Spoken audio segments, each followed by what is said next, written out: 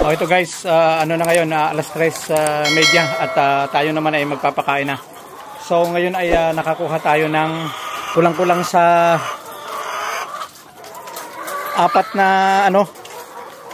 na tray saka ito.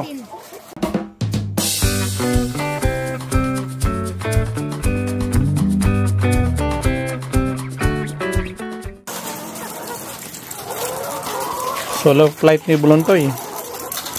Day off niya. Day off ko pala. Day off. Siya ngayon.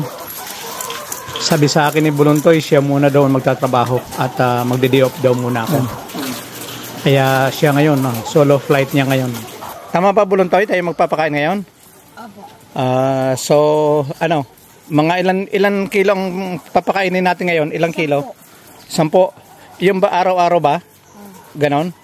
Tapos sa umaga, kanina anong ginawa natin? Naglagay tayo ng ano? Sisikal. Sisikal? Para saan yun? Para yung mahirap ba tumayo, yung mga manok, tsaka yung mga luno, yung mga malambot na itlog. Para mawala. Yun mga abnormal na mga itlog. Pero sa ngayon wala tayong nakuha ha? Wala ngayon abnormal na itlog ha? So, yung mga manok, tumayo na. Kasi lagyan naman sisikal. So gano'n na yon. So vitamin yon. So magpapakain tayo? O ako na magpapakain? Ako na ya. Ikaw na lang magpapakain? Oo. Sure ka? Oo. Yes, ako sana magpapakain kaso nga lang si Bulontoy ay sabi niya siya na lang daw. So pagbigyan natin. Siya ngayon ang ano mo yan no? Bulontoy, gano'n mo ha? Gano'n mo. Gano'n mo. Dapat nga, natanggal natin to eh. Hindi natin tatanggalin to o bukas na? Bukas, matitingnan lang ito. O sige. So yung guys, ang ano namin is 10 kilo ngayon. Dandaan lang ha, para hindi matapon. Ha? Oo. O sige. At titingnan natin. Yan guys, nagpapakain na si Bulontoy. Ako nga sana magpapakain kaso nga lang siya lang daw muna. I-balance mo lang ha. Pare-pareho. Dahil malapit na ang pasukan ay mag-aaral na naman yan. At ewan ko lang kung mayroon pang ano to. Bulontoy, anong kulang natin sa ano mo? Anong mga wala mo? Wala ka bang notebook? Ano pa?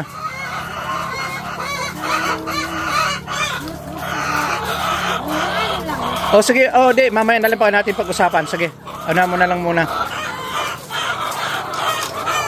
So, ito guys, sana may makuha pa tayong itlog bago mag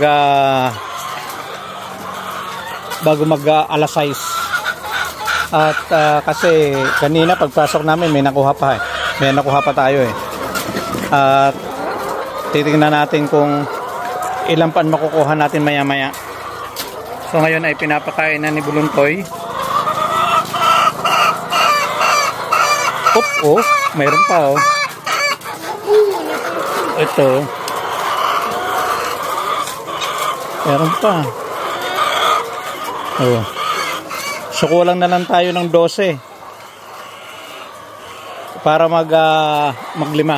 Pero ang iniisip ko nito baka bukas makakalima kami nito dahil dinagdagan ko ng pagkain eh. Titingnan natin.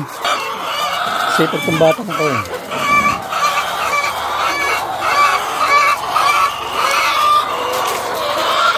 Wala kaming ginawa ngayon kundi puro kain. Lagyan natin ng ilaw.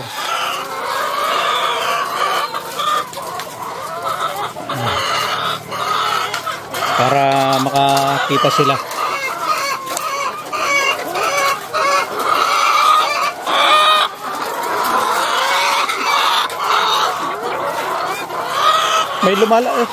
Talagang may lumalabas pa. Ito pa. Itlog pa guys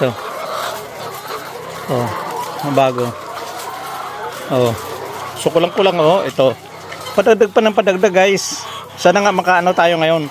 Kulang na lang ng 11. So baka makakahabol tayo, baka umabot ngayon ng 5 tray. Sana nga naman.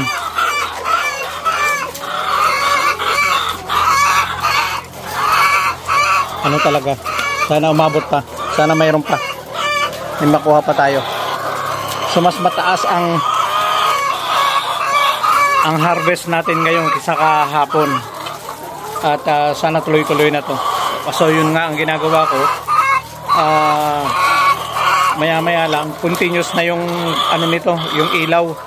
Ganito kasing oras, medyo madilim na. Kaya kailangan ilawan natin para maubos nila, makonsume nila lahat yung pagkain. Makain nila lahat. Sabi, ingay. Inaapakan. Huwag yung apakan. Huwag yung apakan si ate. Huwag apakan si ate. Uy. Huwag yung apakan si ate. Mga ganito ba ya? Baka nangingitog yan. Ay. Baka mangingitlog. Nakaupo eh. Yum yum. Yummy yummy. Ayan. Wala silang tigil niyan. Kakakain. Mas maganda talaga na ganitong oras. Tutuusin talaga. Dapat ang pakain natin alas 3. Kaso nga lang, ang pakain namin pag umaga alas 6:30.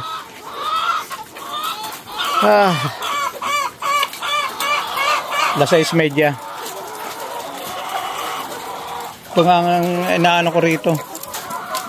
At balak ko nga talaga magdagdag, mag-additional ng kahit na mga 90 heads para rito sa kabila. At saka dito, sayang naman tong lugar na to. Dito na lang yung ilalagay yung mga i-isolate dito. Tapos dito lahat yung mga magagaling. Ayan. Sige. Ayan, meron pa natitira na konti. I-divide na lang ni Bulonto yan. Pinakain ko na kanina ito ng dinagdagan ko kanina siguro ng mga 6 kilos nung 12 o'clock. 1 o'clock siguro yun. Ilagyan ko.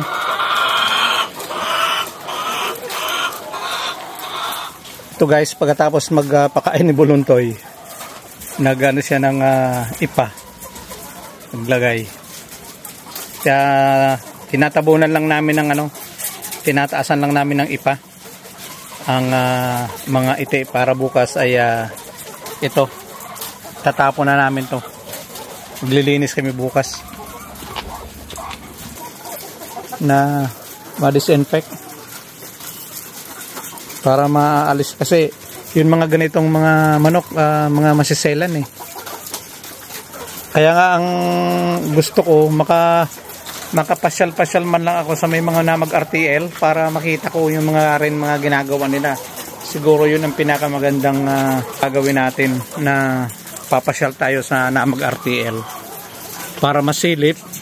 Makikian ako kung saan ang mayroon dito na may RTL dito sa sa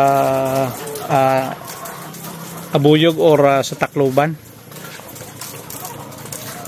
para mabisita man lang at makahingi ng konting information kung anong ginagawa nila, makapag-obserba tayo.